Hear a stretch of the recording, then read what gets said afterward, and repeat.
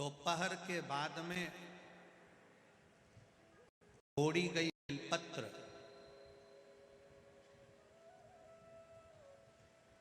दोपहर के बाद अगर हम बेलपत्र को तोड़कर शंकर भगवान को समर्पित करते हैं तो शिव उसे स्वीकार नहीं करते। फूल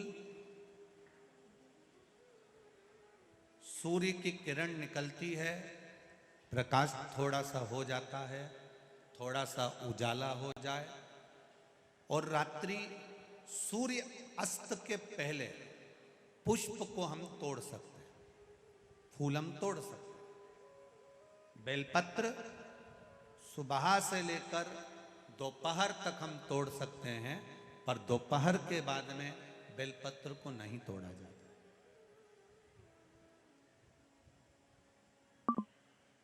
चतुर्थी, अष्टमी, नवमी, द्वादशी, चतुर्दशी, अमावस्या, पूर्णिमा, संक्रांति, ये ऐसे पर्व हैं जिस दिन बेलपत्र को नहीं तोड़ा जाता।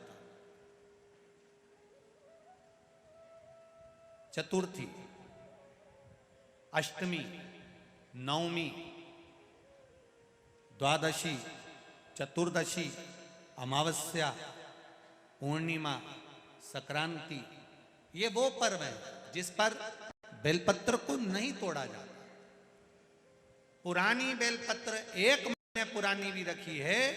पुरानी बेलपत्र मंदिर के बाहर भी अगर निर्माल्य में उतरी हुई बेलपत्र किसी डलिया में पड़ी है, बहुत सारी बेलपत्र अगर किसी ने ले जाकर निर्माल्य को कहीं ले जाकर पटक भी दिया है मंदिर के कोने में, वहां से बेलपत्र उठा लो, उसको धो लो, साफ कर लो, वापिस ले जाकर महादेव को चढ़ा दो, वो स्वीकार कर लो।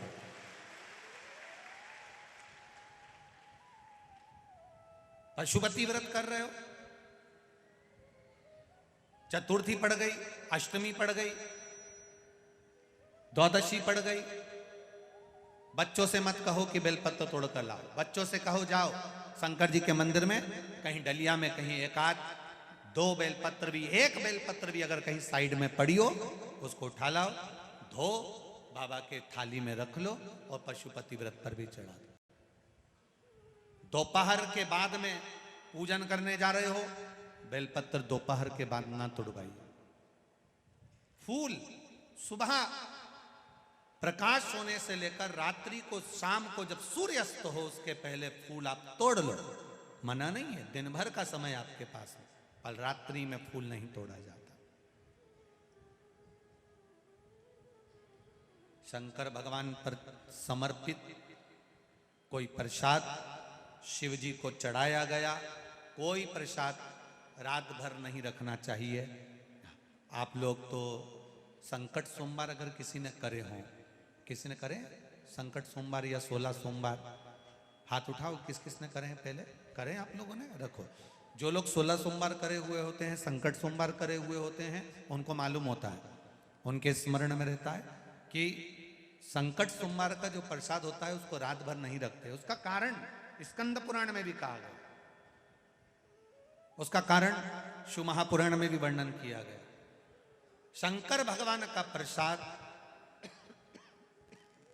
शिव जी का प्रसाद, अगर जितना जितना अंधेरा बढ़ते चले जाता है, जितना जितना रात्रि होती चली जाती है और दूसरा दिन अगर लग जाता है, तो उस प्रसाद पर आपका हक नहीं रहता, उस प्रसाद पर फिर चंड का हक हो जाता, फिर उनके गणों का हक हो जाता है, फिर आपका हक समाप्त।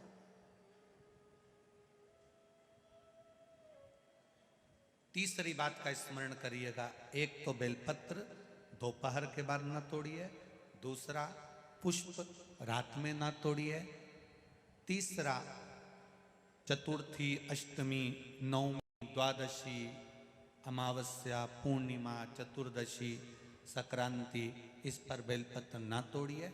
मंदिर की चढ़ी हुई, कहीं रखी हुई, कहीं अगर निर्माल्य में भी कहीं ले जाकर पड़ी है, वो भी समर्पित कर सकते हो।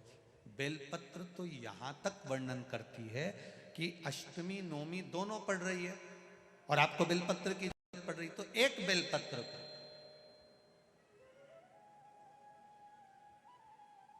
आप एक बेलपत्र को या तो वस्त्र में संजो कर रख लो, रख सकते हो, संभाल के रख लो, ना बने तो तुम्हारी जो पाठ पढ़ने की पुस्तिका होती है, जिसको तुम भजन गा लेती हो, पढ़ लेती हो, राम रक्षा स्तोत्र, हनुमान चालीसा, गोवर्धन चालीसा, जो पढ़ लेती हो, उसी में रख लिया और वही बेलपत्र वापिस हमको प्राप्त हो गई। हमने वही शिव जी को वापिस चढ़ा दी और उससे हमको फल की अनुभूति प्राप्त हो गई।